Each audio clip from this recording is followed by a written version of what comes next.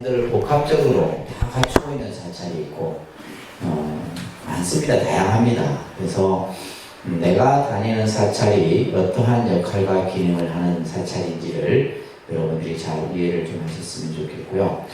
자, 그래서 오늘은 사찰의 기능과 역할을 조금 한번 정리를 한 후에 좀 진도를 나가도록 할게요.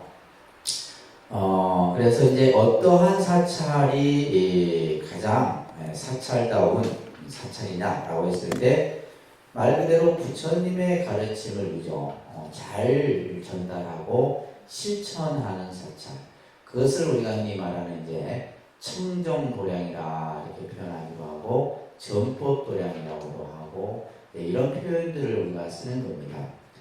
먼저 이제 우리가 사찰이라고 하는 것은 수행의 도량으로서 여러분들이 살아가는 어떤 삶의 귀처와 같은 역할을 할 수 있는 사찰이어야 된다.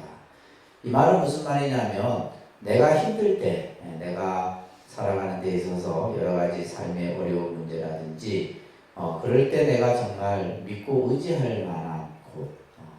그래서 우리가 이제 살면서 여러분들이 돈에 의지하기도 하고 또 가족에 의지하기도 하지만은 사실은 그것은 일시적인 의지의 대상인 것이고 정말 우리가 신앙이라고 하는 그 테두리 속에서 각 사람마다 이제 각각 자기들이 믿는 종교가 다 있겠죠, 그죠? 우리가 불자라고 한다면 내가 신행하는 사찰이 내 삶의 귀처가 되어야 된다. 또 그러기 위해서는 우리가 이제 사찰은 삼보를 모신 곳이다 이렇게 표현해 놨는데 여기에다 여러분들이 성스러운 공간 또 신앙의 공간이라고 하는 것을 좀 더 붙여서 필기를 해 두시면 좋을 것 같아요. 우리가 이제 삼보라고 하는 것은 불법승, 그죠?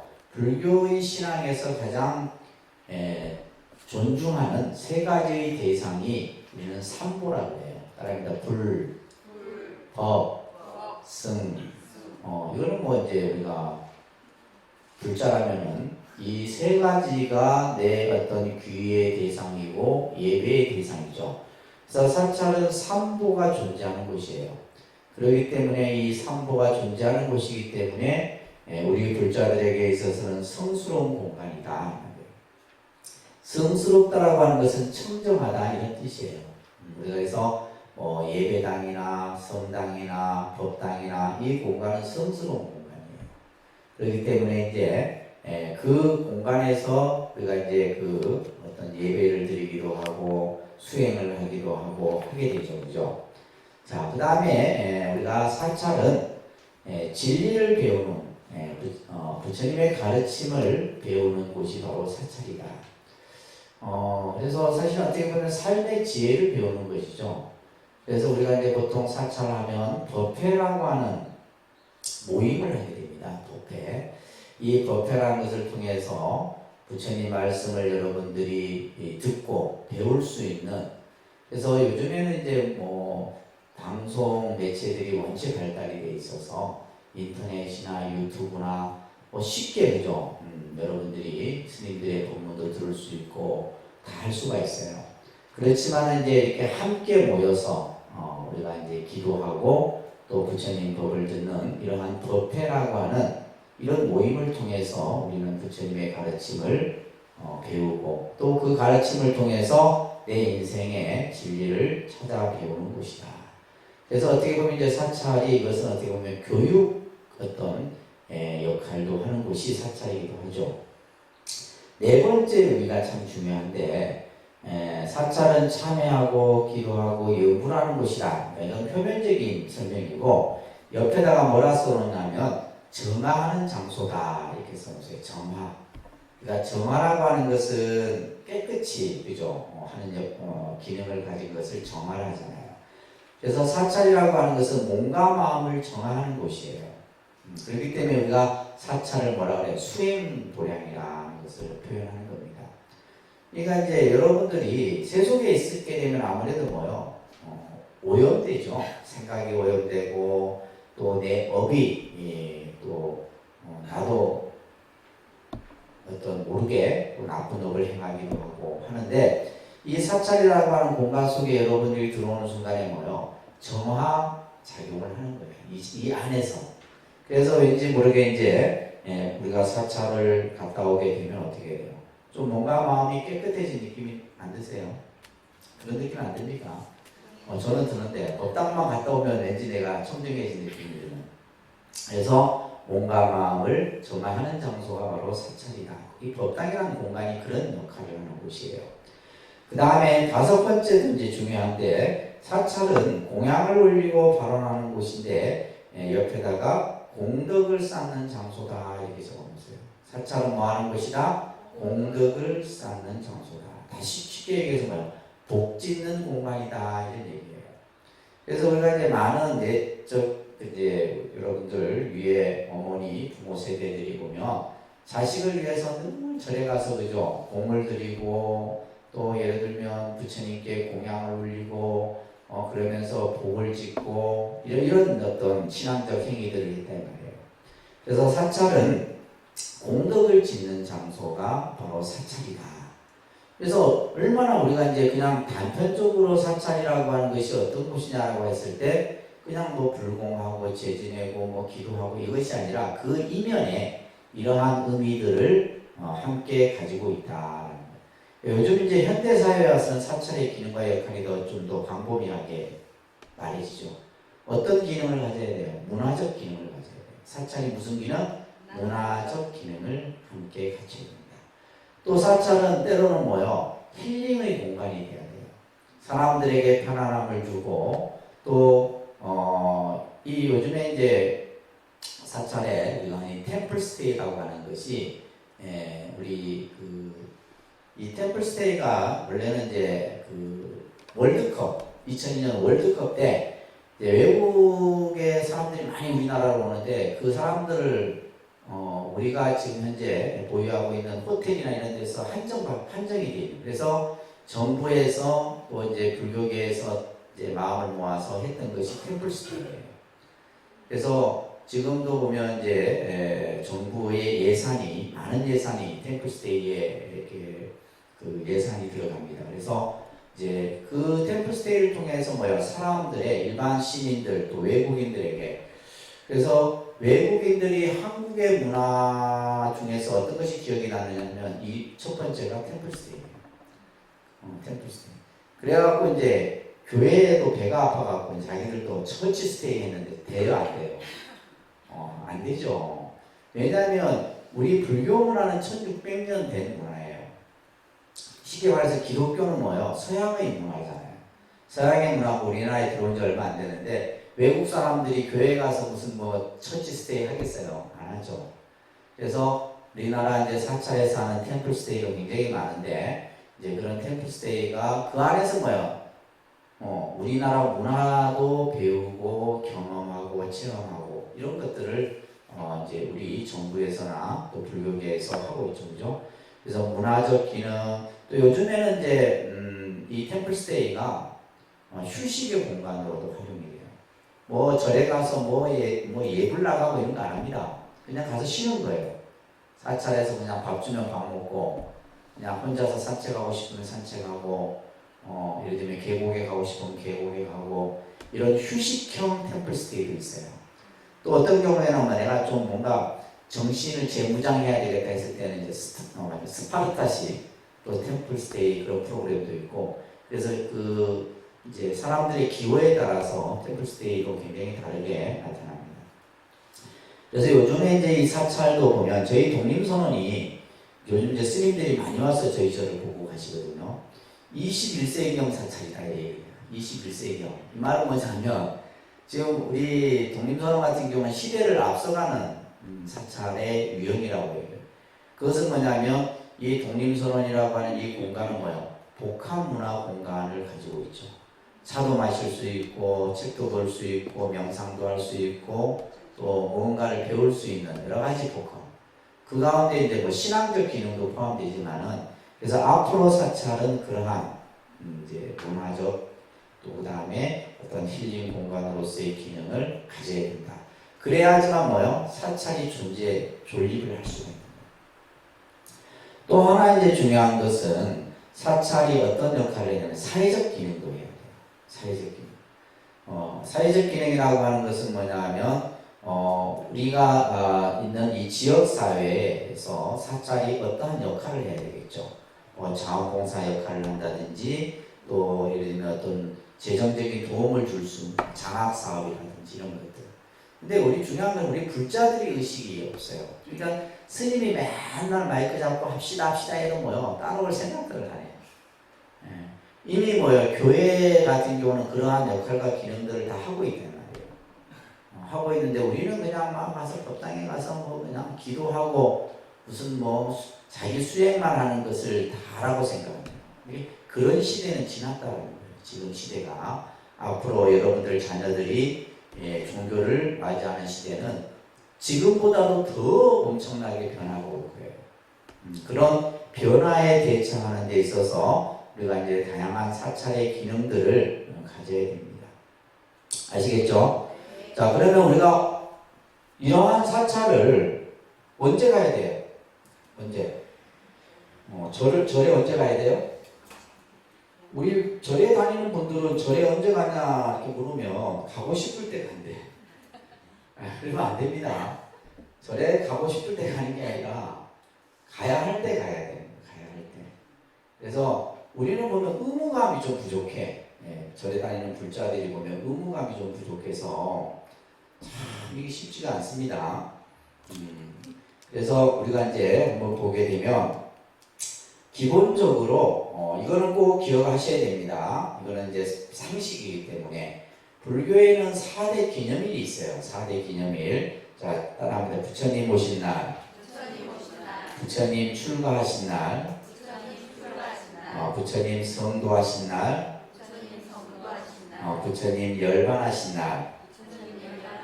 이렇게 해서 이제 우리가 음력 4월 8일, 음력 2월 8일, 음력 2월 15일, 음력 12월 8일 이렇게 해서 이제 근데 참 이 불교는 시대를 한참 때로는 시대를 주도하기도 했어요. 그죠?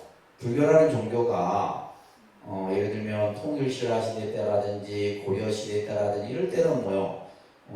그 모든 문화나 이런 것을 주도했는데 지금에 와서 보면 불교는 옛날 것을 못 버려요. 그것을 그냥 가지고 가려고 해요. 그 중에 하나가 바로 뭐야? 전부 음력으로 되어 있다는 거예요. 이거 바꿔야 되는데 안 바뀝니다. 저도 이걸 바꾸려고 부단히 노력해도 여러분들이 꿈쩍을 안 해요. 여러분들 의식 속에서. 왜? 이미 오래전부터 음력을 기준으로 우리는 절에 다녔거든. 지금도 보면 전부 음력이잖아요. 그죠? 음력 4월 8일. 그러니까 일본 같은 경우는 양력으로 4월 8일이 부처님 오신 날이에요. 일본 같은 경우는 부처님 오신 날이 틀립니다. 근데 우리는 음력으로 4월 8일, 음력으로 2월 8일이 출가하신 날, 또 열반하신 날은 2월 보름, 또 12월 나월 8일 이렇게. 또 이제 우리가 5대 기념일이라 해서 우람분제가 음력으로 7월 보름이죠, 그죠? 이것을 백중이라고 하는데 이 5대 우람분제까지 해서 5대 기념일이에요. 이런 것들은 외우셔야 됩니다. 아셨죠? 이거는 뭐 이해하고의 차원이 아니라 여러분들이 뭐요? 불교의 4대 기념일, 그 다음에 5대 기념일 하면 근데 제가 요즘에 무슨 이제 책을 보면서 내가 예전에 참 머리가 되게 좋았는데 안 외워져요. 한번 내가 기억했다. 또 다음 보면 또 이게 무슨 생소한 것 같고. 그래서 방법은 뭐예요? 자꾸 보는 방법밖에 없어. 이제 암기하는 거는 안 되는 것 같아요. 제가 한 2, 3년 전에 이 목 디스크 수술을 하면서 전신 마취를 한 번은 했었는데 그리고 나서 기억력이 이게 집중력이 떨어지더라고요. 그 다음부터 내가 이제 그 전에는 제가 논문도 1년에 한 2편씩 쓰고 그랬거든요. 논문 쓰기도 싫고 책 보면 뭐야 잊어버려요. 전신 마취가 그렇게 안 좋은 것 같아요. 그리고 나서부터 이 기억력이 많이 점점 없어지는 것 같아요. 그래서 방법은 뭐예요? 자꾸 보고 그죠? 여러분들이 익히는 수밖에 없어요. 자, 그래서 우리가 불교의 기념일은 여러분들이 이제 항상 기억을 하셔서 그래서 이제 이 기념일에 맞추어서 요즘에 이제 저 서울이나 이런 데서는 특별 법회라든지 이런 것들을 합니다. 그러면 이거는 뭐냐면 우리 불자라면 반드시 뭐요? 이 의미와 또 뜻을 새기면서 절에 가야 되는 날이죠. 그 다음에 이제 정기법회라고 하는 것이 있는데 이 정기법회는 우리가 불자라면 꼭 지켜야 되는데 요즘엔 이제 우리는 뭐요? 주 5일제가 시행이 되고 그런 거 보면 참 교회가 빨라요. 왜냐하면 오래전부터 뭐 했어요? 일요 예배를 하고 그죠? 일요일날 예배를 하는 이런 것들이 이제 오래전부터 하다 보니까 그러니까 이제 주 5일제가 되면서 이제 이 우리 여러 가지의 어떤 생활 패턴이라든지 특히 종교 신앙에 있어서 불교는 상당히 타격을 많이 입었죠.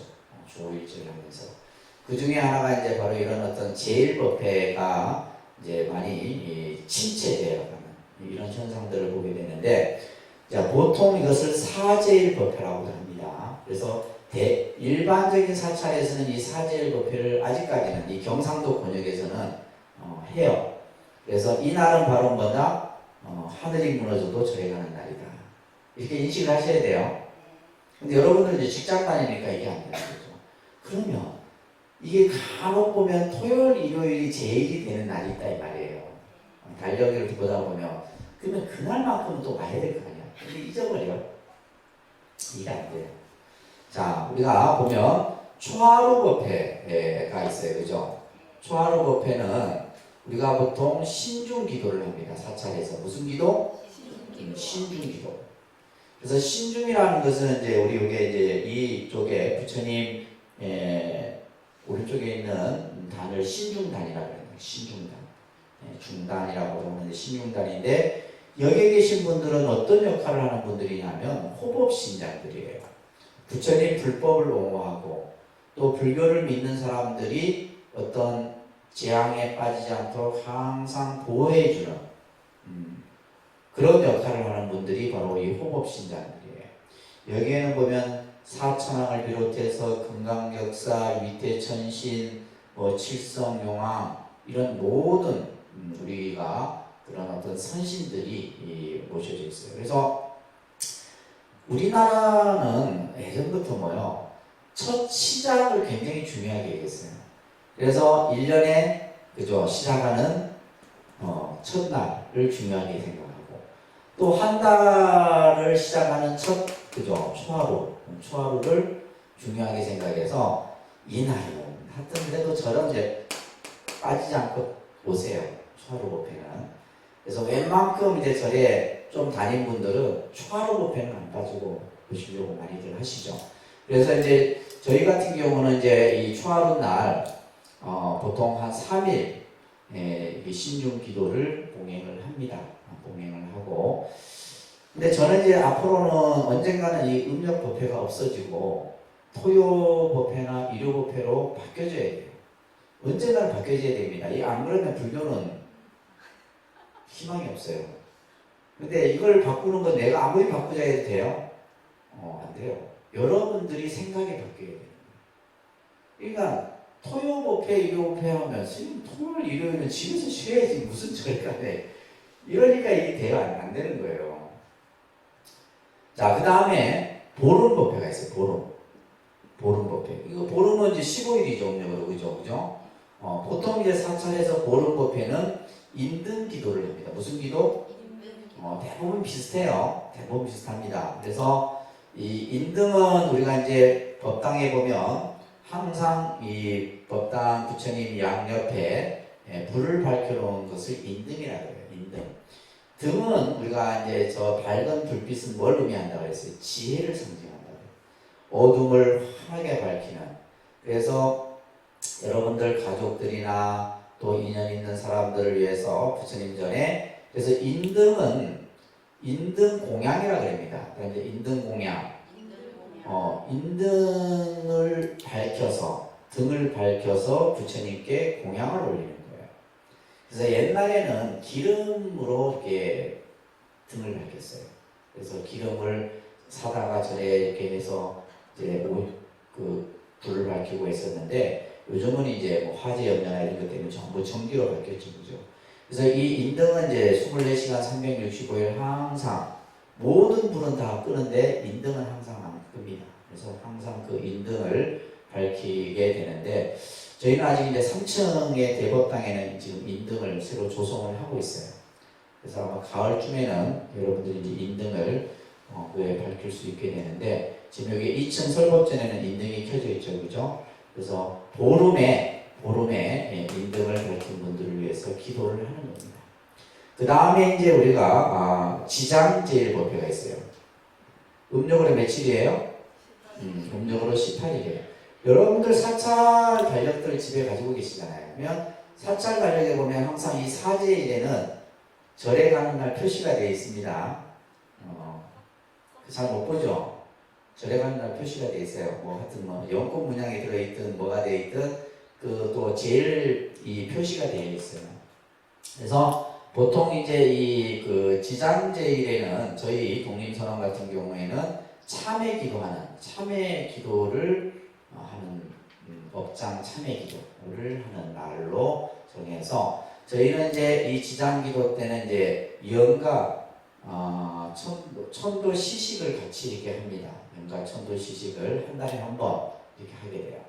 그래서 실질적인 것은 이제 참회 기도 중심으로 해서 연가 천도 의식을 내일이 지장제일이죠. 내일이 지장제일입니다.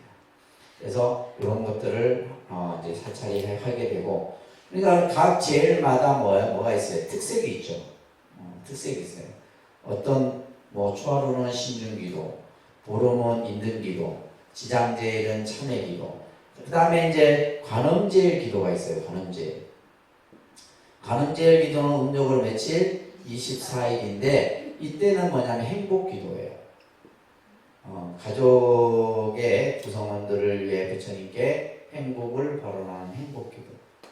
이런 식의 이제 어떤 기도의 테마를 정해갖고 사제일법회를 하는데, 저는 가능한 한 이제 우리 절에 다니는 불자분들에게는 이 사제일을 꼭 지키도록, 아직까지는 우리가 토요나 일요법회로 변경하지 않는 이상은 이 제일법회는 여러분들이 꼭 지키는, 이거 안 지키면 불자 아닙니다. 이걸 안 지키면 불자라고 볼 수가 없어요. 우리가 예를 들어 봐봐. 교인들은, 근데 우리는 보면 절에 가는 순위가 내 일상생활에서 제일 끝순위야, 끝순위. 오늘 절에 가려고 하는데 친구가 만나자 그래. 맛있는 거 먹을 거야. 그럼 절에 가고 친구 따라갑니다. 우리 불자들. 여러분들 그렇죠? 대답들을 하라. 내가 딱 오래간만에 절에 가려고 딱 했는데 막 친구가 저게 막 해운대 저게 뭐 아주 막 해운대 가자 그러고 뭐 송정 가자 이러면 그게 따라가지. 또 그리고 어떤 우리 잘못된 습관이 있냐면, 제가 이제 통도사 입구에 보면 간혹 아는 분이 이렇게 마주치잖아요. 그럼 아이고 어떻게 오셨어요? 이렇게 오랜만에 오셨네요. 그러면 이 불자가 하는 소리가 뭐냐면 무의식 중에 스님 절에 놀러 왔어요. 그러니까 우리 불자들 의식 속에는 뭐냐면, 그러니까 본인은 놀러 온 게 아니죠. 사실은 기도하러 왔음에도 그냥 무의식 중에 내뱉는 말이 절에 놀러 왔다는 표현을 씁니다. 아니면 우리가 예를 들면 기도하러 왔습니다. 아니면 부처님께 참배하러 왔습니다. 이런 표현을 쓰면 되는데, 그러니까 그렇게 무의식 중에 이제 이런 잘못된 인식들이 우리 불자들이 가지고 있어요. 그래서 이 사제일, 특히 이제 이 제일이라는 말을 우리가 불교에서 많이 씁니다. 따라합니다. 제일. 이 제자가 중요한 의미예요.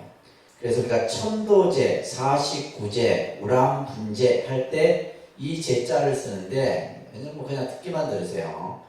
이 제자, 한자로는 이건데 이 제자가 뭐냐면 닦을 제자예요. 닦는다라는 의미를 가지고 있어요. 보통 우리가 이제 돌아가신 분들을 위해서 추모하고 그 길에 제사, 이 제자하고 이 제자가 다릅니다. 이 제자는 추모하고 기리는 뜻이 있는 반면에 이 제자는 어떤 의미가 있다? 닦는다라는 의미가 있어요. 그러니까 우리가 예를 들면 초하루, 보름, 지장제일, 관음제일은 내 공덕을 닦고 내 업을 닦는 날이 바로 뭐다? 제일법이다. 무슨 말인지 아시겠죠? 이 의미를 알고 다녀야지. 그냥 야 초하루니까 우리 절에 가자 해서 그냥 절에 따라다니고 이러지 말고 분명히 어떤 의미를 알고. 그래서 제일이라는 말을 우리가 참 많이 씁니다. 제일, 제자라는 말. 자, 그러면서 이제 이렇듯이 우리는 부처님 불법과의 만남에 대한 이야기를 조금 한번 나눠볼까 하는데요. 예를 들면 이제 우리가 부처님 법을 만나는 것을 불법 인연이라 그럽니다. 무슨 인연? 불법 인연. 네, 불법 인연. 이 인연은 어떤 인연보다도 만나기 어려운 인연이에요. 불법 인연. 여러분들이 지금 이 자리에 앉아 있으니까 아유 내가 뭐 그냥 쉽게 그냥 지나가다가 우리가 발에 걸리는 돌멩이처럼 그런 어떤 의미로 생각하시면 안 돼요. 이 가장 만나기 어려운 인연이 바로 불법 인연입니다. 이것을 생각을 할 줄 알아야 돼요. 만나기 어려운 내가 이 부처님 법을 만났다라는 생각이 먼저 갖춰져야 돼요. 자, 우리가 이제 보면 이 만남에도 좋은 만남이 있어요. 그죠? 좋은 만남. 우리가 살면서 좋은 만남을 가지면 참 좋죠. 그래서 그 좋은 만남을 우리가 선연이라 합니다. 선연. 착할 선자, 인연 연자를 써서 선연이라고 해요. 그래서 요즘에는 이제 선연 기도를 많이 해요. 예를 들면 이제 뭐 옛날에는 등남 발언, 뭐 아들 낳기를 원하고 뭐 이렇게 자식을 얻기를 원하는 기도를 등남 기도 이렇게 했는데 요즘에는 선연 기도라 표현을 써요. 좋은 인연을. 그 다음에 이제 또 좋은 배우자를 만나는 것도 뭐예요? 선연이죠. 그렇잖아요, 그죠? 선연이에요. 근데 우리가 이 선연의 반대, 만나서는 안 되는 인연을 만나는 경우도 있어요. 그것을 뭐라 그래요? 악연이라는. 무슨 인연? 악연. 그죠? 이거는 피해야 되는 거예요. 우리 사회에서도 보면 악연으로 만나서 부모가 자식을 죽이고 자식이 부모를 죽이는 이런 일들이 비일비재합니다. 근데 이 인연은 그 인연이 금생에서만 나타난 결과의 모습이 아니에요. 불교의 인연법으로 온다면 우리가 사람이 만나고 헤어지고 그 인연이 하루아침에 그냥 어느 날 만들어진 게 아니라, 그래서 불교에는 무슨 말이 있어요? 옷깃만 스쳐도 500생 인연이라는 말이 있잖아요. 옷깃만 스쳐도. 이 말은 뭐냐면 길을 가다가 옷깃 그죠? 스칠 수 있죠, 그죠? 근데 그 인연이 되기 위해서는 뭐냐면 내가 이 사람과 뭐요? 나고 죽고 500생이라는 말은 나고 죽고 500번 동안에 뭔가 인연이 한 가지씩은 만들어졌어야 된다. 그래야지만 옷깃만 스치는 인연을 만나는데, 하물며 부모 자식의 인연은 수억급의 인연이에요. 또한 부부의 인연도 마찬가지예요. 근데 그 인연이 뭐예요? 좋은 인연으로 만나야 되잖아요. 자식은 순종하고 말 잘 듣고, 그죠? 부모의 뜻에 저버리지 않고, 정말 우리가 말하면 그냥 속 안 새기고 그냥 알아서 잘 크는 자식이 있는 반면에 자식도 왼수가 돼서 만나는 경우가 있습니다. 그래갖고 이런 인연들은 참 안 좋은 인연들이죠. 그래서 우리가 인간관계라고 하는 것이 결국 많은 인연 속에서 이루어지는 거예요. 그래서 우리가 사회라고 하는 것이 뭐냐라고 했을 때 인간관계의 도리에서 그 속에서 만들어지는 것이 사회의 모습이에요. 여러분들도 오늘도 몇 사람을 만나셨어요? 오늘 하루 중에 많은 사람들 만나셨죠? 저도 뭐 여러 사람들을 만났는데, 그 만남 속에 어제 봤던 사람도 있고 오랜만에 봤던 사람도 있고, 그런 만남들이 그냥 만나는 인연들이 아니에요. 그 만남이 으로 인해서 또 며칠 전에는 어떤 분이 독림선을 오랜만에 봤는데 꿈에 끌려갖고 오셨다라는 거예요. 꿈에 끌려서 이쪽 지역에 사는 분도 아니라고. 본인이 한국말이라서 그런가 그러니까 또 그 알고 봤더니 저희 큰 은사 스님도 하시는 인연이고 통도사 스님들을 또 다 잘 아는 분이라. 그러니까 인연이라는 거 그런 거예요. 나하고 전혀 관계없는 것 같지만은 이미 이 사람은 뭐예요? 내 은사 스님하고 인연이 먼저 알고 있었던 인연이에요. 그러면서 또 나를 만나게 되는 인연이 또 이렇게 만들어지잖아요. 인연이라고 하는 것은 그것은 그냥 우리가 어느 뭐 이렇게 딱딱 끊어지고 맺고 이런 게 아니에요. 전부 뭐야? 연결되어 있는 모습이에요. 그래서 우리가 세상을 어떻게 살아가느냐라고 했을 때 인연의 고리를 잘 풀어가는 그런 삶을 여러분들이 사셔야 돼요. 인연의 고리. 인연의 고리를 잘. 그래서 제가 항상 이제 우리 글자님들에게도 그런 얘기예요. 악연을 짓지 말아요. 사는 동안에 악연을 짓지 말고 좋은 인연을 자꾸 지어놔야지만 그 인연이 나중에는 뭐예요? 나에게 좋은 결과로서 나타나요. 근데 내가 예를 들면 사람을 힘들게 하고 아프게 하고 고통스럽게 하면 그 결과는 반드시 나에게 옵니다. 말 한마디라도 마찬가지예요. 말 한마디라도 상처 주면 안 되고 그 인연이 나 결국엔 엄청나게 배로 이자가 붙어서 나에게 결과가 돌아온다는 거예요. 그래서 불교에서의 만남은 내 기준으로서 그 인연의 기준을 삼는 것이 아니라 다른 사람의 입장에서 먼저 생각하는 대승적 이런 어떤 만남을 우리는 생각해야 된다. 그래서 따라합니다. 좋은 인연은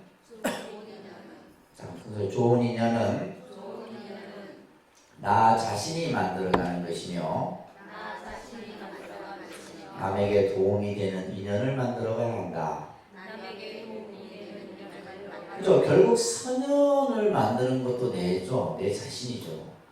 또 우리가 예를 들면 그 인연 속에서 뭔가 남에게 도움을 줄 수 있는 그런 인연들을 여러분들이 만들어 갔을 때 여러분들의 삶이 좀 편할 수가 있어요. 근데 이제 모든 인연이 다 나에게 좋은 인연으로만 나타나는 것이 아닙니다. 때로는 세상을 살면서 나를 힘들게 하는 인연이 나타난다 이 말이에요. 그럴 때는 뭐예요? 그 인연의 고리를 빨리 풀어야 돼요. 안 좋은 인연은 뭐예요? 풀어야 돼요. 그 자리에서. 풀어야 돼요. 예전에 이제 어떤 이야기가 있었냐면 이 딸인데 태어나면서부터 이 엄마에게 엄마라는 소리를 안 하더라고요. 성장하면서도 뭐 필요한 거 있으면 아빠를 통해서 이렇게 하고 계속. 근데 다행히 이제 이 엄마가 부처님 법을 만나서 그러면서도 이제 뭔가 계속 이 딸과의 어떤 인연을 생각했겠죠. 그러면서 뭐 20대가 되고 나중에 이제 결혼 연령이 차서 이제 내일이면 이제 시집을 보내야 되는 그런 이제 순간에 이 엄마가 딸을 앉혀놓고 그 참회를 했다. 내가 네에게 전생이든 금생이든 뭔가 네에게 나쁜 인연을 내가 너에게 맺은 것이 있다면 다 용서해라. 그때서야 이제 이 딸이 엄마라는 소리를 했대요. 그러니까 우리가 봤을 때 뭐요? 태어나자마자 하는 게 제일 먼저 하는 소리가 엄마라는 소리인데 그 소리를 20몇 년간 하지 않고 있다가 그러니까 결국 엄마가 그 딸 때문에 얼마나 많은 참회 기도를 했겠어요. 그죠?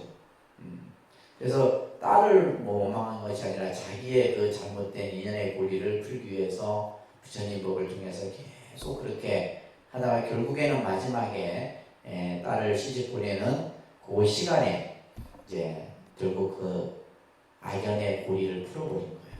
그런 것처럼 우리가 살면서 안 좋은 인연의 고리는 반드시 풀어야 됩니다. 아셨죠? 그래서 이 세상에서 우리가 이제 여러 인연을 만나는 데 있어서 가장 소중한 인연이 바로 뭐다? 불법의 인연이다.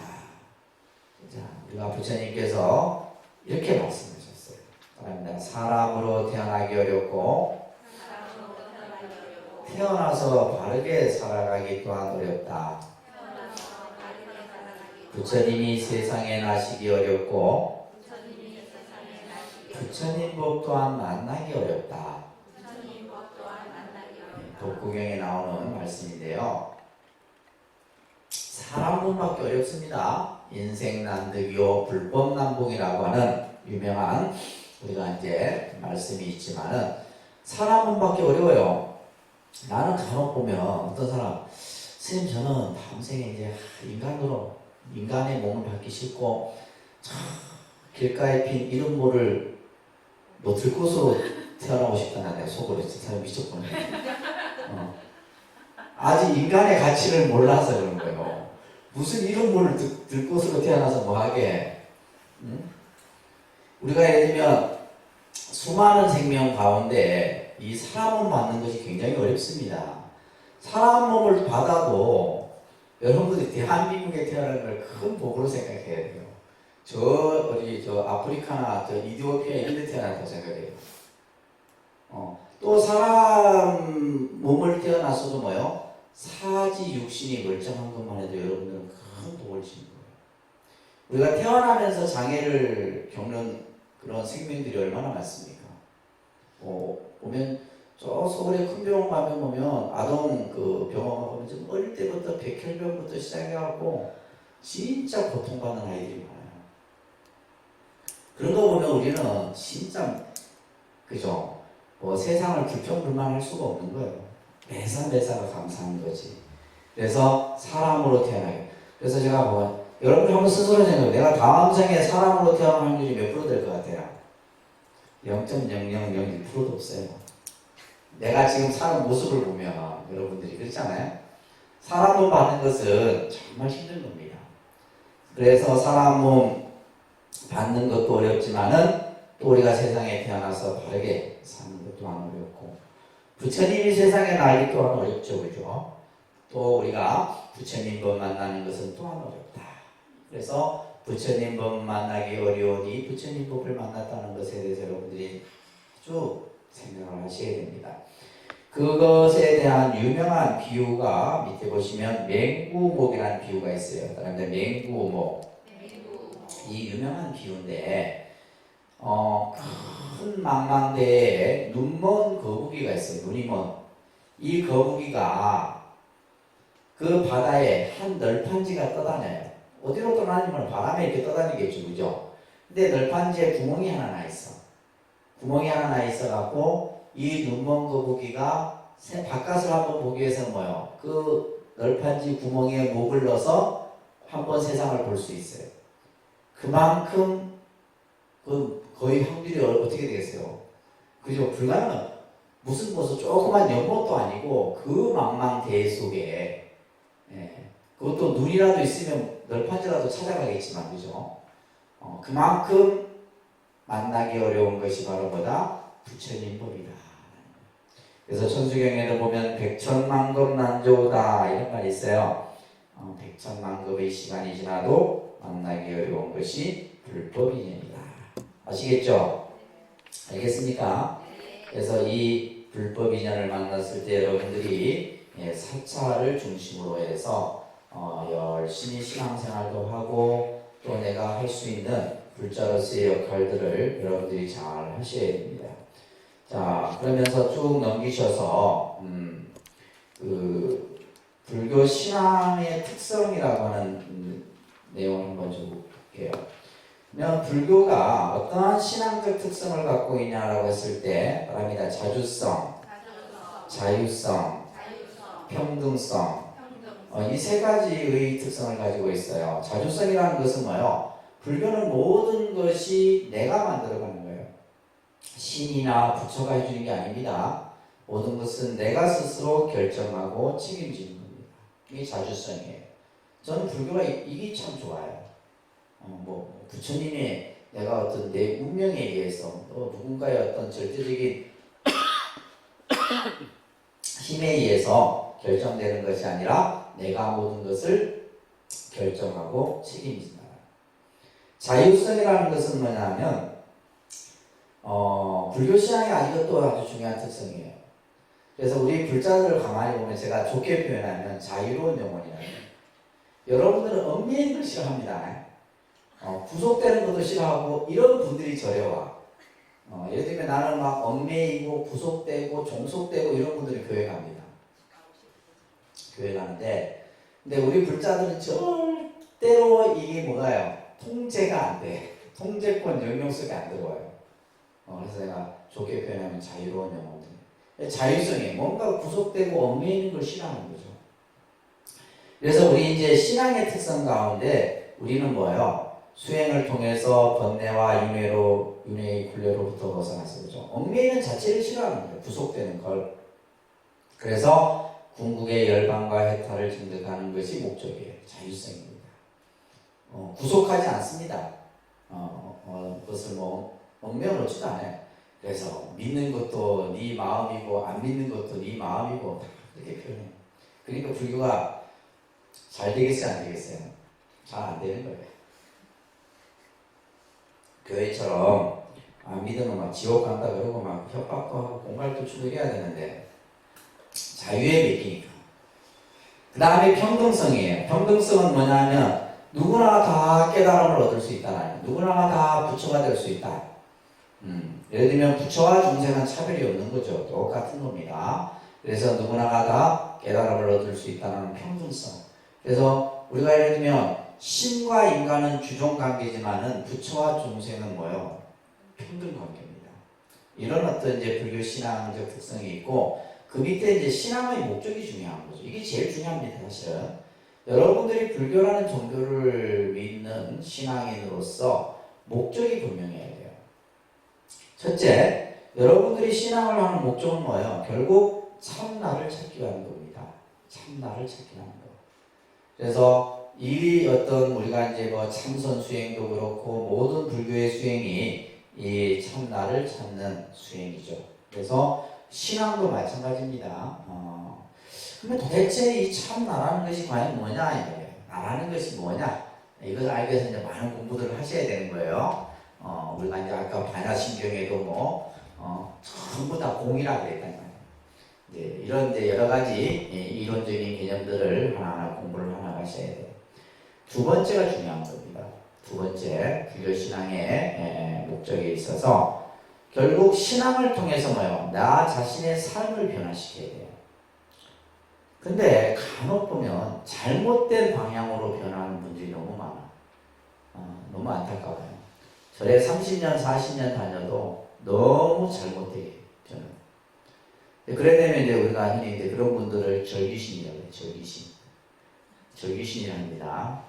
여러분들 절귀신 안 되려고 하면 잘 하셔야 돼요. 이게 뭐냐면 우리가 절에 다니면서 참 나를 찾고 그죠? 내가 좀 더 청정해지고 맑아지고 남을 배려하고 이해하고 이런 것들을 우리가 사실 종교 신앙에서 배우는 것들이잖아. 근데 오히려 보면 아집은 아집대로 더 많고 그죠? 고집은 고집대로 강하고 내 거는 내 거대로 챙기고 예를 들면 막 그냥 뭐 우리 독립선언 아직까지 그런 분이 없어요. 절이 생긴 지 얼마 안 되니까. 근데 오래된 절일수록 보면 많습니다. 그래갖고 그냥 내가 손을 하고 본인이나 잘하시면 될 텐데 그냥 남 가지고 그죠? 이런 분들이 절에 가면 절집 시어머니들이 꼭 있어요. 그렇게 하면 안 돼. 우리가 신앙생활이 오래될수록 뭔가 배려하고 이해하고 정말 보살 같은 이런 마음들을 가져야 되는데 오히려 잘못된 방향으로. 또 하나는 뭐냐면 여러분들이 신앙을 갖기 전과 갖고 나서 변하셔야 돼요. 내가 신앙을 갖기 전에는 잘못된 여러 가지 뭐 언어적 행위라든지 행동이라든지 이런 것이 있다면 내가 신앙인이 되고 나서는 뭐예요? 바뀌어야 됩니다. 근데 바뀝니다. 우리가 이제 열심히 여러분들이 신앙생활을 하게 되면 스스로가 인식하지 못할 정도로 바뀝니다. 근데 중요한 것은 좋은 방향으로 변화해야 된다. 아시겠죠? 네. 알겠습니까? 네. 그래서 나중에 절기신 안 되도록 하세요. 30년 후에 따라 봐갖고 절기신 되면 큰일 납니다. 그 다음에 세 번째는 뭐냐면 우리가 신앙의 목적은 결국 뭐예요? 어떤 종교적인 힘을 내가 입는 거예요. 그것을 불교적인 용어로는 가피라고 합니다. 뭐라 한다고요? 불교에서는 뭐라 한다? 가피라고 합니다. 기독교에서는 뭐라 그래요? 은총이라고 합니다. 은총, 신의 은총을 다 받. 우리는 뭐요? 불보살의 가피를 입는. 내가 신앙생활, 신앙인으로서 기도를 하고 수행을 하게 되면 반드시 뭐요? 불보살의 가피가 나에게 미친다는 거예요. 그것을 우리는 뭐요? 신앙의 목적으로 또 하나 삼고 있는 거죠. 내가 기도를 하면 뭐요? 기도를 통해서 불보살의 가피를 내가 입는 거죠. 내가 이룰 수 없는 어떤 어려운 문제도 능히 이룰 수 있습니다. 저 같은 경우는 가피를 많이 받았죠. 스님 생활하면서도 많은 가피들을 받아서 가피를 받았으니까 지금 이러고 살고 있지. 그렇게 생각하지 않으세요? 제가 뭐 잘난 게 뭐가 있겠어요? 전부 이 모든 것을 이룬 것은 다 불보살의 가피인데. 그래서 여러분들이 그러한 불보살의 근데 이런 것들에 대한 인식은 뭐냐면 기독교인들이 굉장히 잘 갖춰져 있어요. 이런 사고 방식이. 그래서 그들은 뭐 그냥 무조건 뭐만 하면 뭐요? 다 신의 뜻이고 신의 은총이고 그죠? 근데 우리는 또 보면 불자들이 보면 기도를 했는데 기도가 잘 안 돼. 영험이 안 내려. 그러면 뭐냐면 여러분들 뭐라 그러냐면 용림선은 부처님은 영험이 없는 부처다 이러면서 부처님이 영험이 있고 없고가 아니죠, 그죠? 근데 만약에 똑같은 상황이라면 기독교인들은 어떻게 생각해요? 내가 기도를 열심히 했는데 신이 나에게 뭔가 이렇게 은총을 내리지 않았어. 그러면 그 사람들은 어떻게 생각하는 줄 아세요? 교회를 안 다녀서 모르는구나. 신이 나를 시험한다고 생각합니다. 똑같은 상황인데도 우리는 뭐냐면 내가 다니는 절에 부처님이 영험이 없다고 생각합니다. 이게 굉장히 중요한 사고의 그 격입니다. 그러면서 뭐요? 신이 나를 시험하니까 뭐요? 내가 더 열심히 기도하고 더 열심히 신앙생활을 하는 거예요. 근데 우리는 뭐요? 하다가 안 되면은 또 누가 그래? 야, 그 절 말고 저 어떤 절이 더 영험이 있더라. 그랬거든요.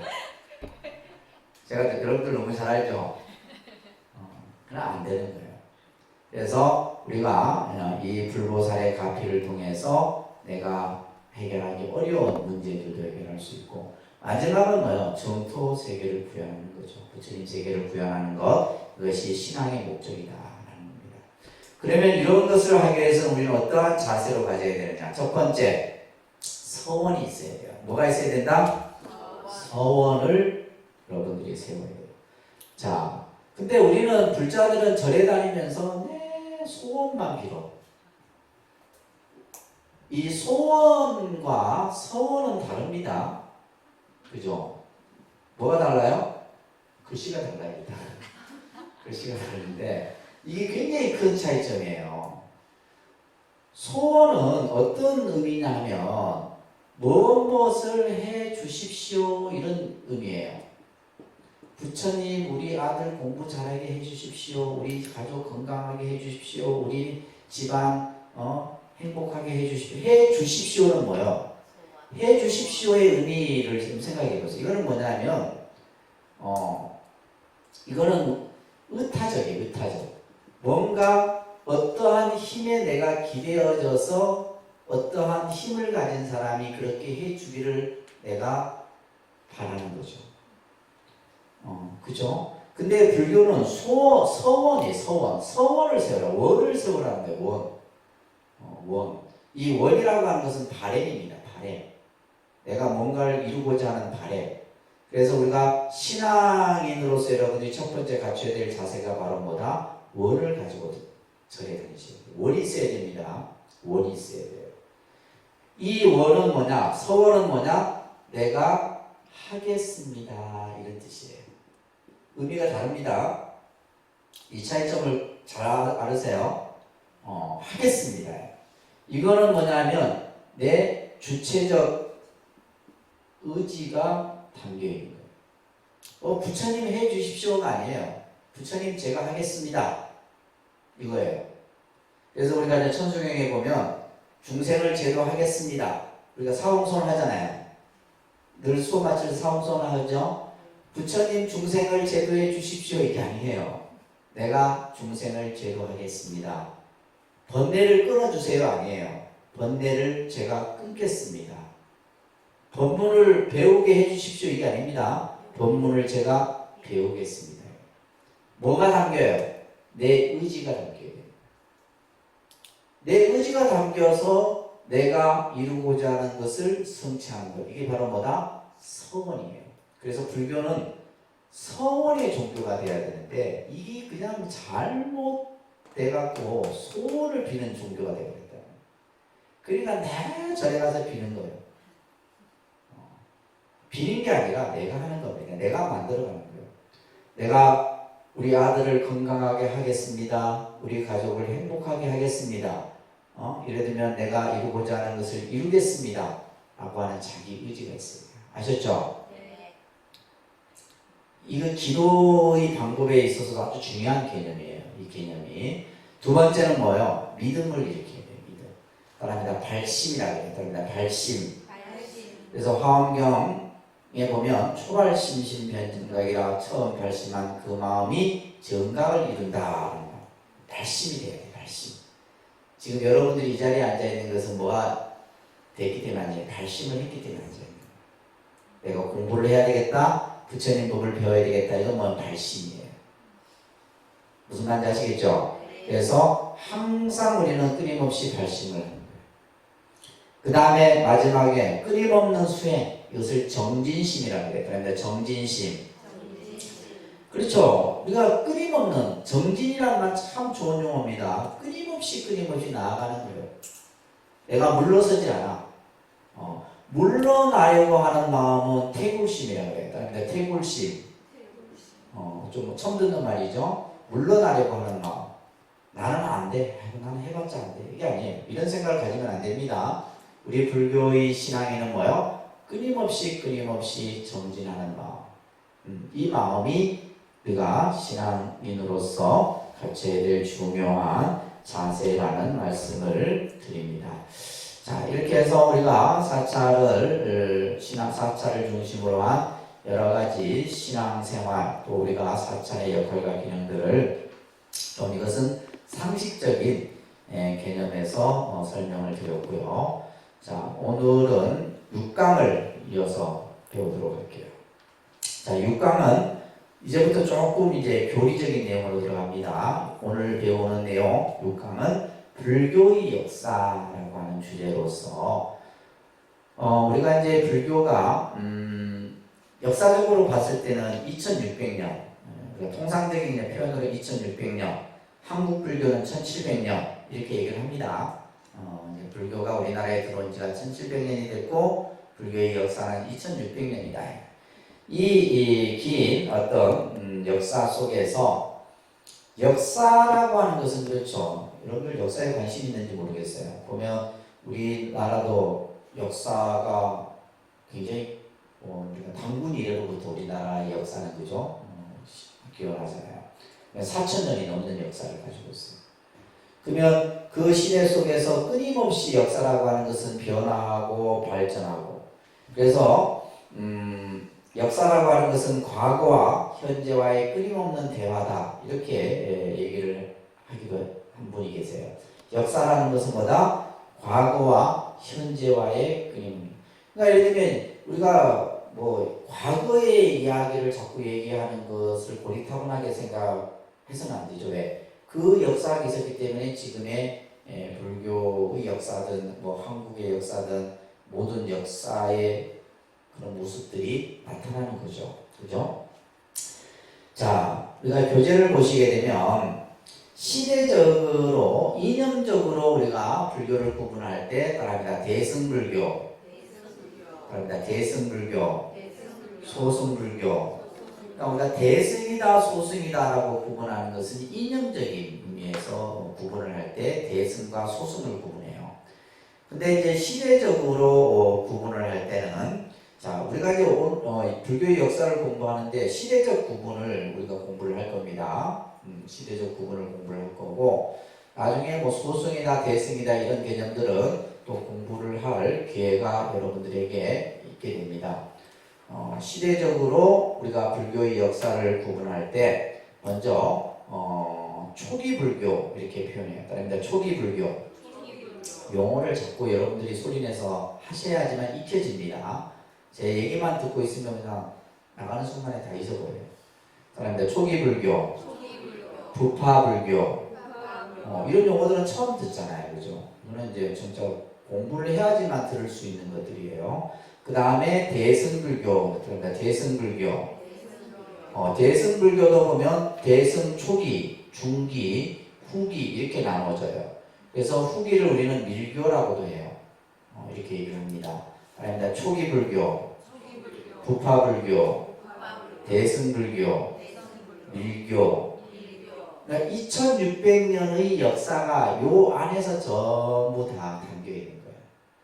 그래서 우리가 이제 동국대학교 같은 경우에는 이걸 따로따로 초기 불교 전공, 부파 불교 전공, 대승불교인데 뭐 초기 전공, 중기 전공, 후기 전공 이렇게 전공이 세분화돼요. 세분화됩니다. 그리고 이 안에는 또 이제 수많은 경이 있겠죠, 그죠? 초기 불교의 대표적인 경전, 부파 불교의 대표적인 뭐 논서들, 대승 경전은 뭐 초기, 중기, 후기 이런 식으로 이제 세분화돼서 나오죠. 그러니까 어마어마하게 제가 대학원 석사 때 전공했던 것이 초기 불교예요. 제가 대학원 석사 때는 초기 불교. 왜 이 초기 불교를 좋아했냐면 너무 인간적이에요, 불교가. 인간적이에요. 그래서 제가 이 초기 불교에 한참 막 푹 빠져 있다가 그래서 제가 도서관에 가보면 초기 불교 관련 책들이 많아요. 도서관에 있는 책들이 다 제 책인데 그게 전공 서적들 보면 초기 불교 서적이 많아요. 그러다가 이제 제가 이제 박사과정에서는 이제 선학 전공을 확 바꾸는 바람에 또 선 관련 책들이 또 많아요. 그래서 전공을 제가 좀 다양하게 한 편인데 그래서 이 초기 불교, 부파 불교, 대승, 그 다음에 초기, 중기, 후기 이렇게 나누어지게 되고 요걸 우리가 이제 공부를 할 겁니다. 자, 지역적으로 불교를 또 구분해요. 지역적으로. 이것은 이제 기후를 바탕으로 해서 이제 그걸 하겠죠, 그죠? 그래서 불교가 발생되고 발전된 곳은 인도예요. 그러니까 인도에서 봤을 때 남쪽, 북쪽 이렇게 기준을 보는 겁니다. 그래서 우리가 이제 남방불교, 북방불교 이렇게 구분을 해요. 그러니까 남방불교, 북방불교. 그래서 남방불교는 우리가 동남아시아 지역권의 불교를 남방불교라고 해요. 대표적인 스리랑카, 미얀마, 태국, 캄보디아, 베트남, 라오스 이런 나라. 라오스도 불교 국가입니다. 이런 나라들 여러분들 이제 여행 그죠? 쉽게 가볍게 갈 수 있는 나라들이죠. 그래서 동남아시아권의 불교권을 남방불교라고 해요. 그다음에 이제 우리가 북방불교를 우리는 보통 동북아시아라고 표현하잖아요. 시리적으로 그죠? 동북아시아, 동남아시아 이렇게 우리가 이제 그 표현을 하는데 이 동북아시아는 중국, 일본, 우리나라 이쪽을 이제 동북아시아권 불교권이라 해요. 그래서 인도에서 불교가 발생이 돼서 제일 먼저 전해진 데가 스리랑카예요. 스리랑카의 불교가 제일 먼저 전해지게 되고 그 스리랑카 여러분들 지금 동남아시아를 우습게 생각하면 안 됩니다. 지금이야 이제 경제적으로 모든 경제의 중심이 중국, 유럽, 뭐 미국 이쪽이 되어 있지만은 옛날에는 미국이라는 나라는 없었어요. 이 나라들이 있었을 때는. 그래서 태국이라든지 우리 여러분들 캄보디아 같은 경우는 앙코르와트 보셨죠? 앙코르와트 그 제국이 아직도 발굴된 곳이 일부예요. 그러면 그 시대에 그 앙코르와트 제국이라고 하는 것은 어마어마한 제국이었다. 그래서 지금은 이제 세계의 중심이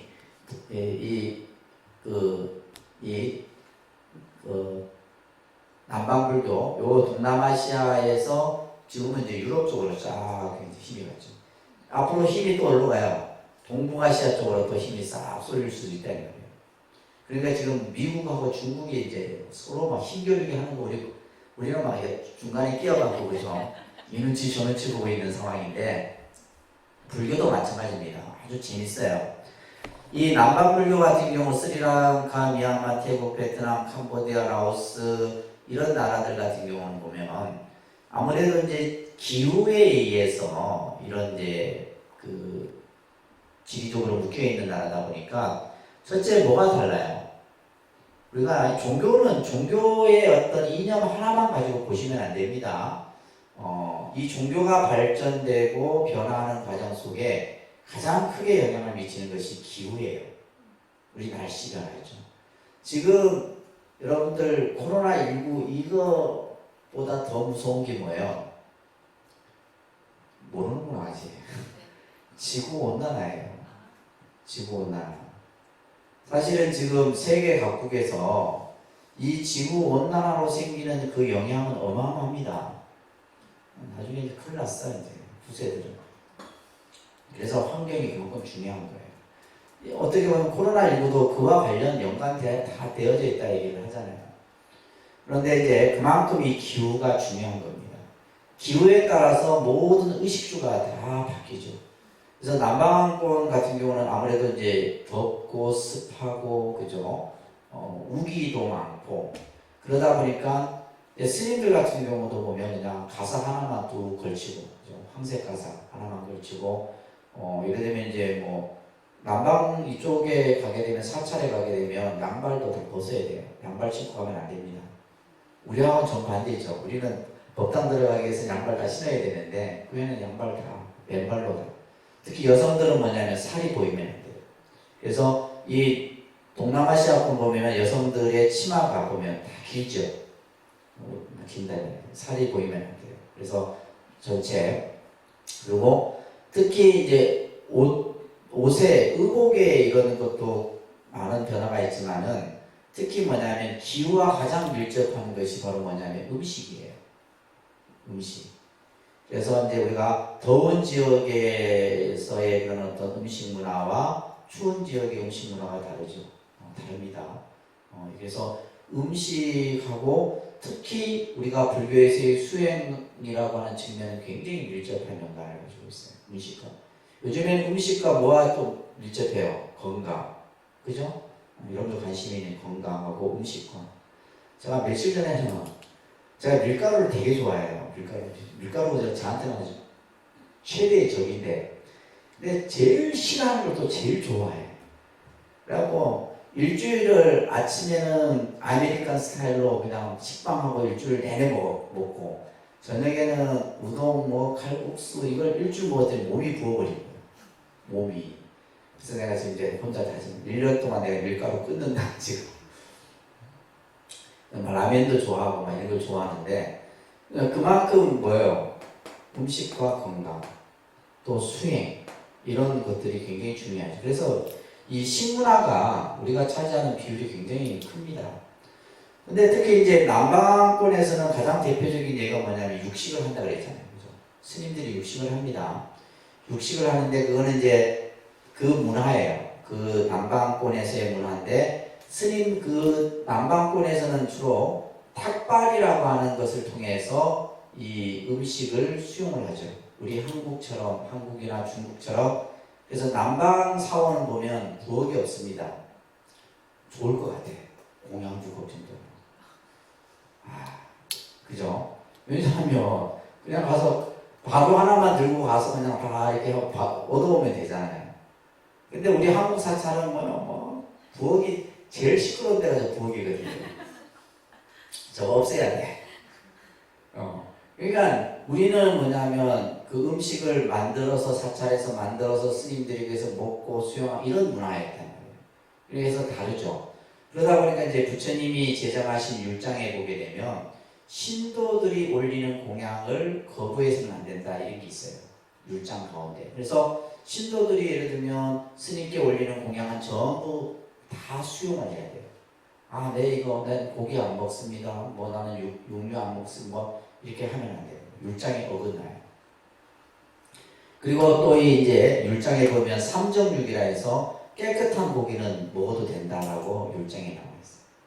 삼정육에서. 예를 들면 내가 보는 앞에서 죽은 고기, 또 나로 인해서 죽은 고기, 이런 고기들은 먹으면 안 돼요.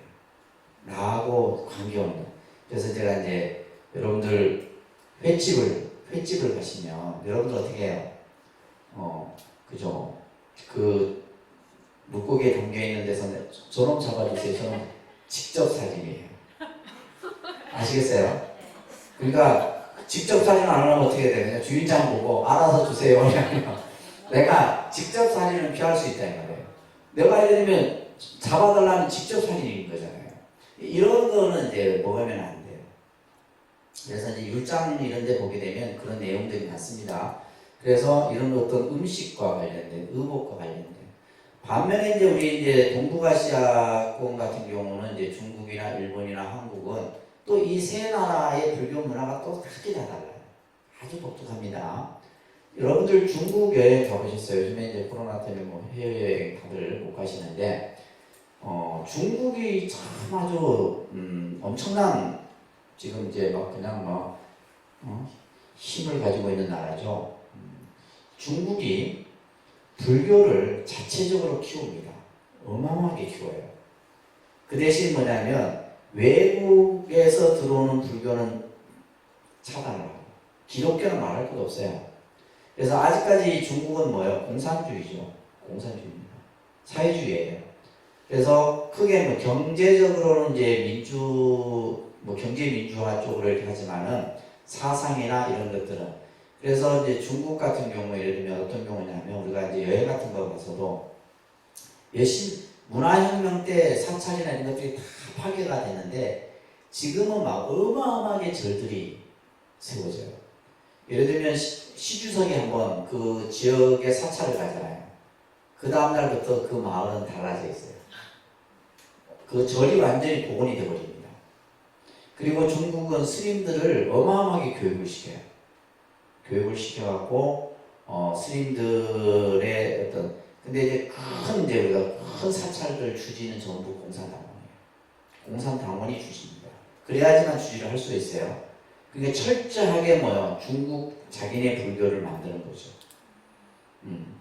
또 근데 우리가 이제 좋게 또 보여야 되는 점은 여러분들 중국 사원 같은 데 가서 보시면 우리는 절에 보면 50대, 60대 분들이 많잖아요. 중국은 20대, 30대가 많습니다. 중국 사원에 가서 기도드리고 이런 연령층을 보면 20대, 30대들이에요. 그래서 중국 불교는 미래가 있어요. 미래가 있습니다.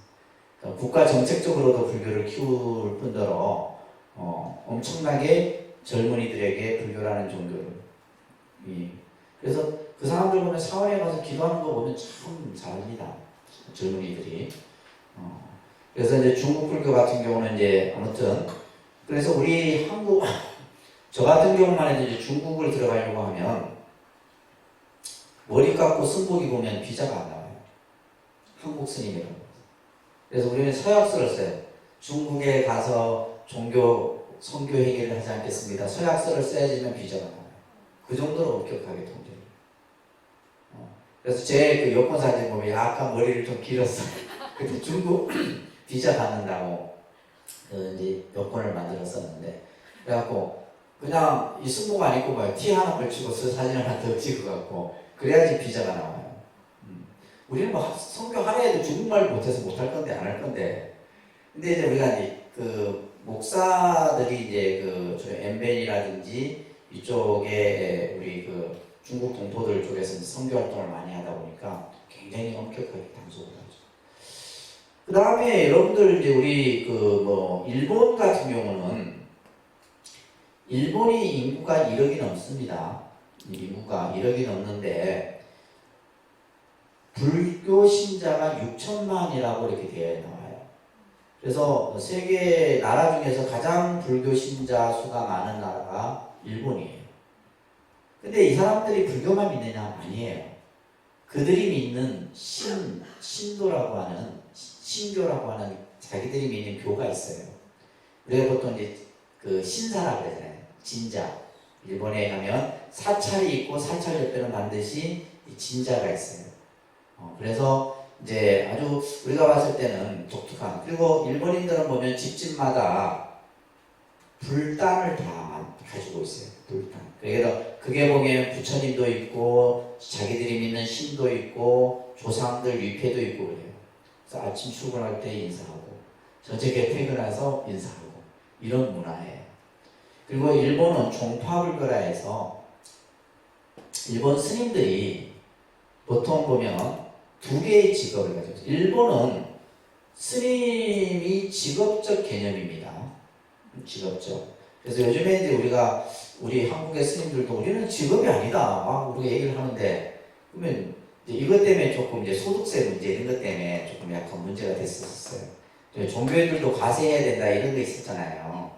그래서 예를 들면 뭐 목사나 신부들 같은 경우는 되는데 우리 스님들은 직업의 개념이 아닌데 이제 뭐 이렇게 막 조계 중에서 좀 반발을 하고 했었었는데 일본 같은 경우는 스님들이 직업적 개념이에요. 그래서 보면 스님이지만 가장 많은 직업을 일본 승려들이 가지고 있는 직업이 공무원이에요.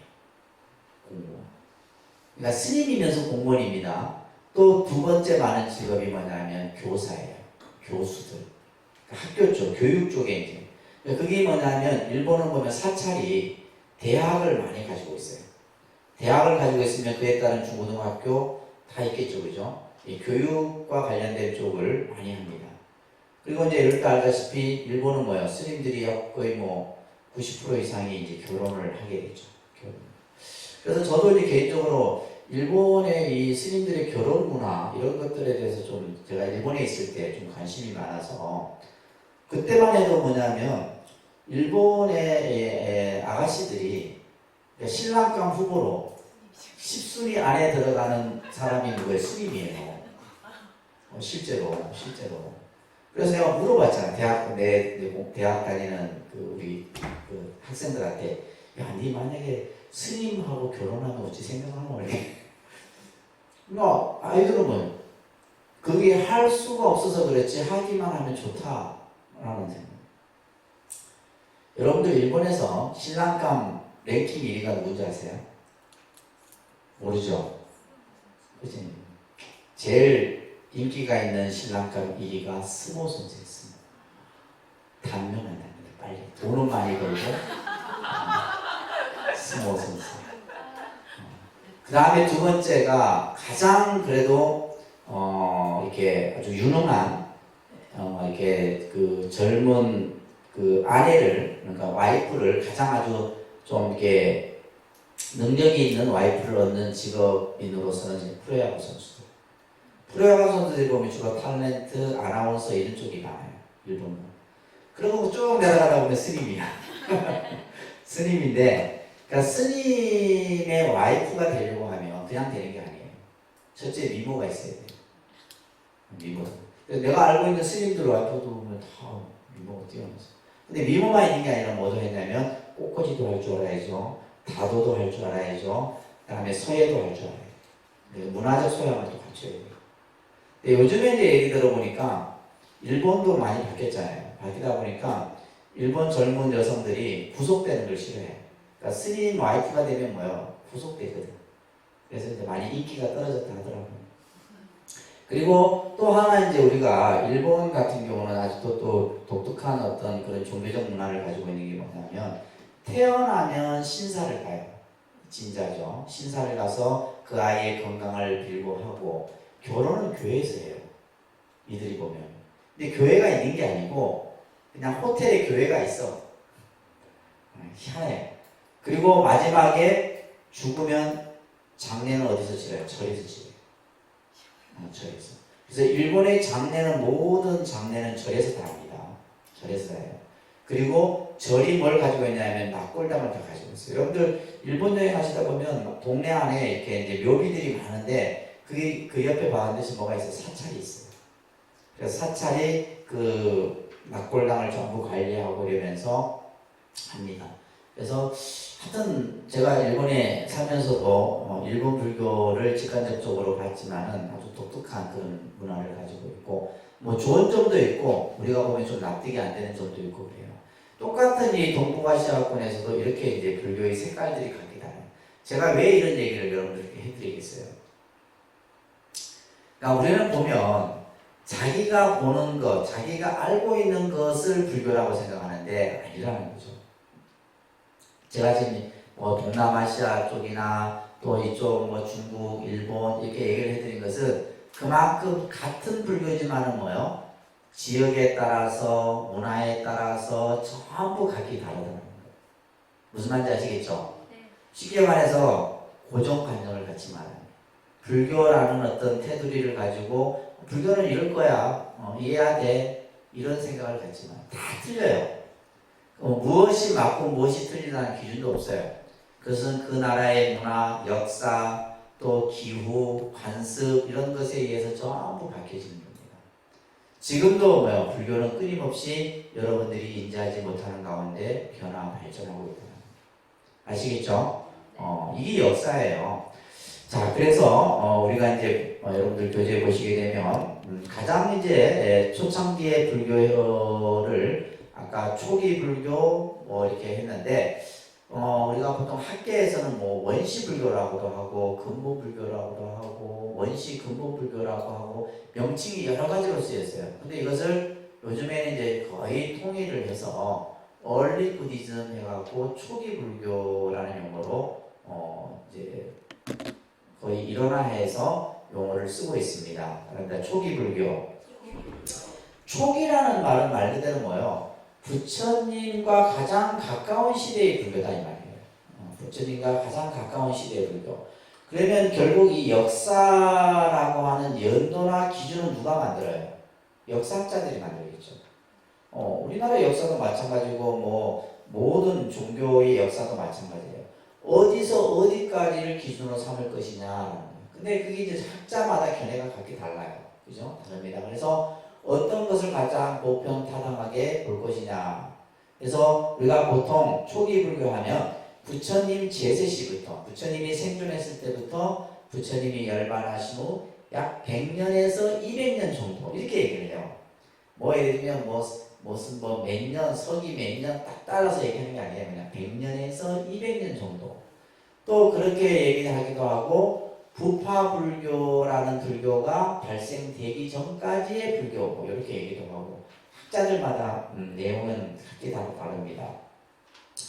자, 그래서 이 지금 초기 불교는 부처님의 어떤 가르침의 영향이 아직도 남아 있었던 그 시기를 초기 불교라고 한다고 보시면 됩니다. 쉽게 말해서 뭐요? 그분의 흔적 또 그분의 어떤 가르침의 향기가 남아 있었던 시대의 불교를 초기 불교다라고 얘기를 하는데 중요한 것은 이 초기 불교에서 무엇이 일어났느냐라고 하는 것을 여러분들이 먼저 잠깐 이해를 하셔야 되는데 요 사진이 있네 사진. 요 사진이 뭐냐면 인도에 가면 왕사성이 라드기르라고 하는 지역인데 이 지금 스님이 들어가죠. 요 굴이 있어요. 이것을 치력굴이라고 하는 굴이 있어요. 치력굴. 이 치력굴이라고 하는 이곳에서 결집이라고 하는 것이 이루어집니다. 결집. 아닙니다. 결집. 결집은 뭐냐면 부처님 말씀을 이제 하나로 모으는 작업이 이루어지게 돼요. 자, 이 결집이 이루어지는데 우리가 이제 부처님 말씀을 크게 세 단락으로 구분합니다. 그것을 삼장이라고 그래요. 그러니까 삼장. 외우셔야 돼요. 부처님의 말씀을 크게 세 단락으로 모아놓은 것을 삼장이라 하는데 자, 첫 번째가 경입니다. 그러니까 경, 율, 논 이렇게 외우셔야 돼요. 그러니까 경율론, 경율론 이렇게 하고 요게 이제 보면 경장, 율장, 논장 이렇게 붙이는 거예요. 그러니까 경장, 율장, 논장. 그래서 우리 손오공에 나오는 현장법사를 뭐라 그래요? 삼장법사라고. 그러니까 삼장법사가 뭐냐면 경율론 이 세 가지에 능통하신 분을 삼장법사라고 해요. 요즘에는 이제 부처님의 말씀, 가르침 이 세 가지를 다 통틀어서 그것을 이해하고 또 설명을 하는 이런 이들을 삼장법사라 합니다. 삼장법사. 자, 부처님이 열반을 하셨어요. 열반하시고 나자 얼마 정도는 많은 혼돈이 있었겠죠, 그죠? 부처님이 계셨을 때는 크게 문제가 안 됐었다는 거예요. 그런데 이제 어느 지역에서 분란이 일어나요. 자, 부처님이 이 세상에 계셨을 때는 부처님께서 이것은 해라, 이것은 해서는 안 된다. 나름대로의 어떤 규범과 규칙이 지켜졌다는 거예요. 그런데 이제 부처님이 이제 안 계시니 우리가 하고 싶은 대로 하자. 뭐요? 이제 꼭 그런 사람들이 생겨요. 그래서 뭔가 어떤 그 부처님이 계시지 않는 그 틈을 타서 뭔가 이렇게 불교 교단을 흐트러뜨리려고 하는. 이럴 때 이제 부처님 제자 가운데 가섭이라고 하는 제자가 그죠? 500명의 스님들을 모아서 뭘 해요? 결집이라는 부처님 말씀을 모으는 일을 합니다. 그래서 제일 첫 번째 결집이 아까 어디에서 이 치욕굴이라고 하는 곳에서 이루어져요. 그래서 이때 부처님의 말씀인 경은 아난이라고 하는 제자가 송출을 하고 그 다음에 율은 우발이라고 하는 제자가 부처님의 말씀을 기억을 해서 하죠. 그럼 어떤 방식으로 했느냐 이렇게 했어요. 아난존자가 부처님 말씀을 머릿속에 전부 기억을 합니다. 들었던 것을 기억해요. 그러면서 이제 500명의 스님들을 앞에 두고 아난존자가 이렇게 얘기합니다. 어느 때 부처님께서 어느 곳에서 1250명의 제자들과 함께 계셨습니다. 그때 부처님께서 자리에서 뭐 이런 식으로 금강경에 나오듯이 그러면 500명의 제자들이 그것을 다 듣고 있어. 이분들은 뭐예요? 아라한과를 이룬 제자. 쉽게 말하면 도를 이룬 분들이에요.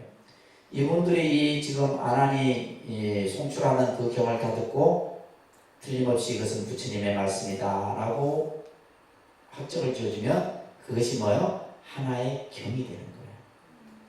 그리고 문자화된 것은 한참 후대 일입니다. 문자화된. 그래서 이것을 뭐냐면 그냥 구두로 계속 전해지는 거예요. 그래서 이때 초기 불교 시대 때 처음으로 만들어진 경을 아함경이라고 합니다. 무슨 경? 다릅니다. 아함경. 여러분들이 꼭 한번 봐야 될 경전 중에 하나가 아함경이에요. 제가 이제 이 아함경을 제가 아까 얘기했죠. 대학에서 초기 불교를 하면서 이 경전을 중심으로 해서 논문도 쓰고 연구도 하고 초기 불교를 전공하는 사람들은 모든 경전을 이 아함경을 중심으로 합니다. 아까 법구경이나 여러분들 법정 스님이 좋아하는 수타니파타 이런 건 전부 초기 경전이에요. 법구경, 수타니파타, 아함경 이런 경전들은 전부 뭐다? 초기 경전이라고 해요. 그러니까 초기 경전은 뭐야? 초기 불교 시대 때 만들어진 경전이다 이런 뜻이에요. 아시겠죠? 자, 그러면 여러분들 교재에도 보시게 되면 당시 인도인들이 사용했던 언어는 산스크리트어라고 합니다. 그러니까 산스크리트어 바로 하기 힘들다 그죠? 그러니까 산스크리트어 그러니까 줄여서 이제 버머라 그래. 버머. 인도말을 줄여서 뭐라 한다? 버머. 이제 이것을 표현하는 산스크리트어라고 합니다. 그리고 특히 이 부처님이 사용하셨던 언어가 프라크리타라고 하는 언어인데 여기는 이제 마가다어예요. 쉽게 말해서 지방어입니다. 지방어. 인도는 뭐냐면 엄청난 많은 종족이 있고 그들이 사용하는 언어가 각기 다 달라요. 그래서 이제 이런 언어들을 사용을 하고 그 다음에 이제 빨리어라고 하는 언어가 있는데 이거는 이제 그 인도를 최초로 통일한 아쇼카 왕이 스리랑카로 이제 전도사를 파견해서 이 스리랑카라고 하는 나라에서 사용하는 언어가 빨리어입니다. 그래서 초기 불교 시대 때는 주로 이 산스크리트어로 된 버모와 빨리어 중심으로 해서 경전들이 편찬되게 되는데 여러분들 화면 보시면 이게 이제 산스크리트어예요. 저희가 이제 대학에 들어가게 되면 1학년 때 이 문자를 하나하나 그리는 거지 뭐, 그죠? 이게 이제 인도 산스크리트어예요.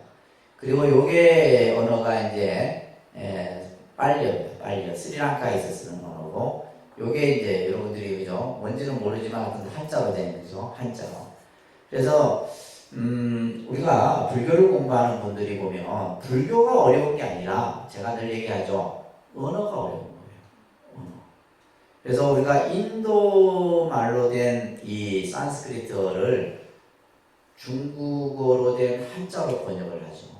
또 한자로 번역한 것을 다시 뭘로 또 한글로 번역을 하고 또 영어로 번역을 하고 티베트어로 번역을 하고 프랑스어는 왜 나오냐면 동남아시아 불교가 보면 프랑스 지배를 많이 받았어요. 식민 지배를 많이 받아요. 영국하고 프랑스. 그래서 식민 지배를 많이 받다 보니까 그 당시에 이제 학자들이 불교 연구를 많이 합니다. 그리고 이제 뭐 일본어까지. 그래서 최소한 우리가 이제 불교를 제대로 공부하려면 7개 국어 정도는 해야 된다. 언어 공부하다 끝나는 거지. 그 정도는 해야지. 그래서 예를 들면 어떤 식으로 하냐면 이 범어로 된, 이 산스크리트어로 된 경과 한문으로 된 경이 똑같이 쓰여졌냐 안 쓰여졌냐 이걸 또 이제 보는 거예요. 대학이나 이런 데서 부처님 말씀을 똑같이 기록했느냐 아니면 틀리게 기록했느냐 그 용어가 어떻게 변화됐느냐 이런 것들은 이제 머리 아파요. 이건 전문 영역에 속하는 거고 여러분들이 불교라고 하는 이 공부라고 하는 것은 언어학이에요. 일단 언어학입니다. 언어에 대한 개념 정립이 먼저 돼야 된다. 아시겠죠? 불교 자체가 어려운 게 아닙니다. 자, 그래서 여기 보게 되면 이제 이 빨려로 된 3기인데 이렇게 보통 부담 사라남가차미, 담맘 사라남가차미, 상암 사라남가차미 이렇게 이제 빨려로. 그리고 한문으로 하면 뭐 아귀 불타, 아귀 불법, 아귀 승가 이거 한문으로 이런 거예요. 우리나라 말은 거룩한 부처님께 귀합니다 이렇게 하는 거예요. 이게 이제 똑같은 하나의 표현을 이렇게 언어마다 이렇게 다르게 표현을 하게 되죠. 특히 이 초기 경전은 대표적인 경이 아함경인데 이 아함경이 어느 정도 이렇게 지금 나오냐면 한문으로는 4종류의 아함이 있어요. 그 다음에 빨리어로는 오니까야라 해서 5종류의 경전이 있어요. 도서관에 다 있습니다. 한약사, 빨리 오니까야라고 하는 경전들이 전부 이 경전들이 이제 초기에 그래서 이 아함경의 가장 특징은 뭐냐면 불교의 가장 진솔한 면을 느낄 수 있는 거예요. 이 경전을 보면 하나로 안 어렵습니다. 어려운 내용 하나도 없어요. 이 아함경을 보고 무슨 불교가 어렵다라고 얘기해요. 전혀 그냥 일반적인 부처님 말씀 누구나가 이해할 수 있는 이런 말씀들로 이제 이루어져 있다라는 것을 여러분들이 먼저 이해를 하시기 바랍니다. 자, 오늘은 여기까지 하도록 하겠습니다.